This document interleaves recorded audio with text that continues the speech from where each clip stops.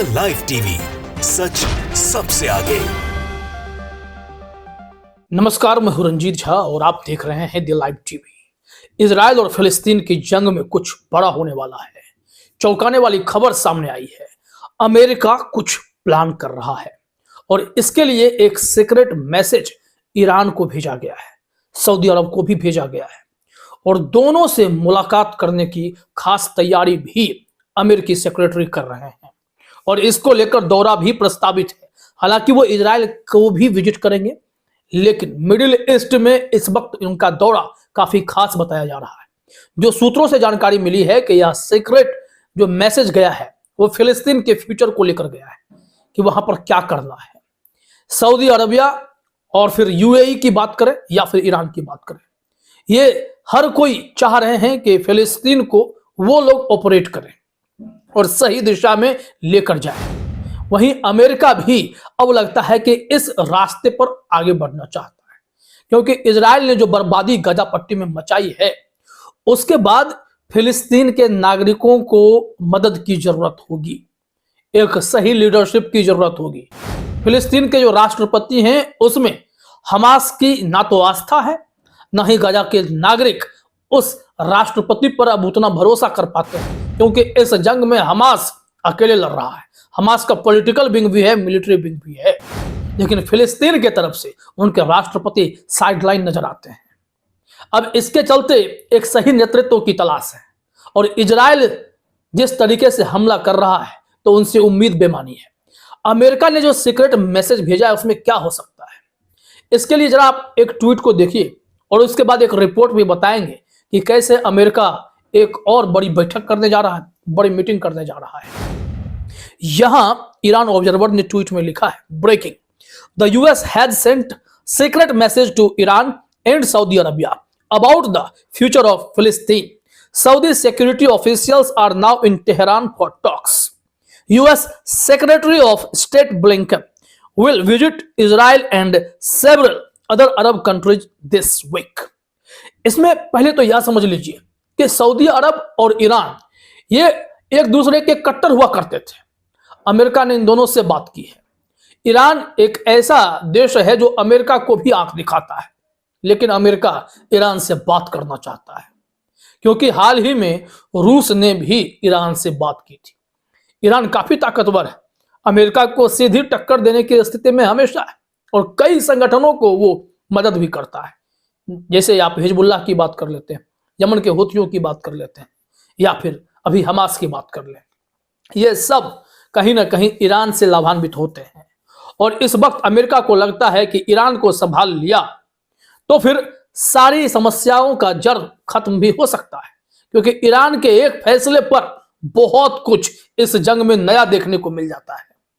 अब जब यहां कहा जा रहा है कि सऊदी के सिक्योरिटी ऑफिशियल्स जो हैं वो तेहरान में हैं, अमूमन होते नहीं, ईरान ने ही पहल की। ईरान से ही पहले यह शुरुआत हुई कि वो सऊदी अरबिया में जाकर उनके प्रिंस से बातचीत की, मोहम्मद बिन सलमान से खूब बातचीत हुई, लेकिन इसके बाद लगा कि युद्ध विराम होगा, कुछ हुआ नहीं, नतीजा सिफर रहा। और अब अमेरिका के सीक्रेट मैसेज के बाद अगर सऊदी अरब ईरान एक साथ तेहरान में हैं, बातचीत का दौर जारी है, तो कुछ ना कुछ बड़ा पक रहा है और यह खिचड़ी जो है गाजा के भविष्य को भी तय करने वाली है। यहां से कोई निर्णय निकलेगा जहां शांति की बात होगी, युद्ध विराम की बात होगी और जो भी मानवीय राहत संभव है वो इन देशों के जरिए अमेरिका भी पहुंचाने की कोशिश करेगा। लेकिन अमेरिका पर इतनी आसानी से विश्वास कैसे किया जा सकता है? ये अमेरिका इजराइल को सह भी देता है, हथियार भी देता है, उकसाता भी है कि हमला जारी रखो। दरअसल अमेरिका की चिढ़ है ये।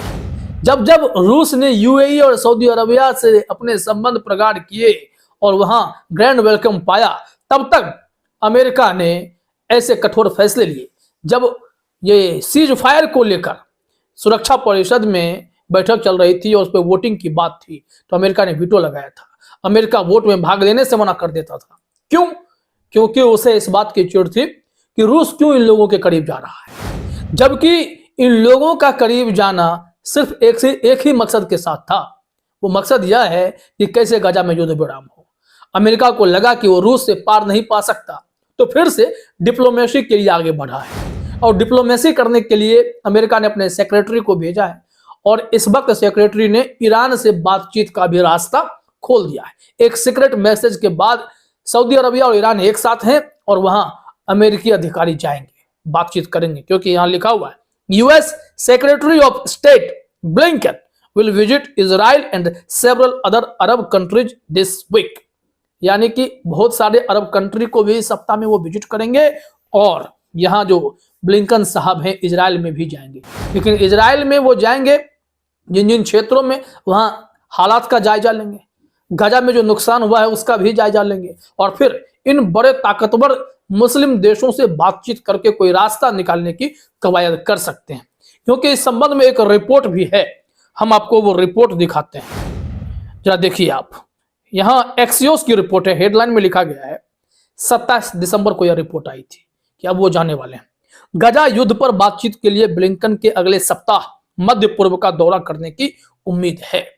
यह बराक रवीद की रिपोर्ट है, उस वक्त यह खबर काफी तेजी से चली थी और अब इस पर मोहर लगती दिखाई पड़ रही है। क्या लिखा गया है खबर में, जरा देखिए अपनी स्क्रीन पर। 5 अमेरिकी, इजरायली और अरब अधिकारियों ने एक्सियोस को बताया कि विदेश मंत्री टोनी ब्लिंकन के गाजा युद्ध पर चर्चा के लिए अगले सप्ताह के अंत में मध्य पूर्व की यात्रा करने की उम्मीद है। ब्लिंकन जाएंगे और यह सोर्स क्या है, 5 अमेरिकी, इजरायली और अरब अधिकारियों ने यह सूचना दी है।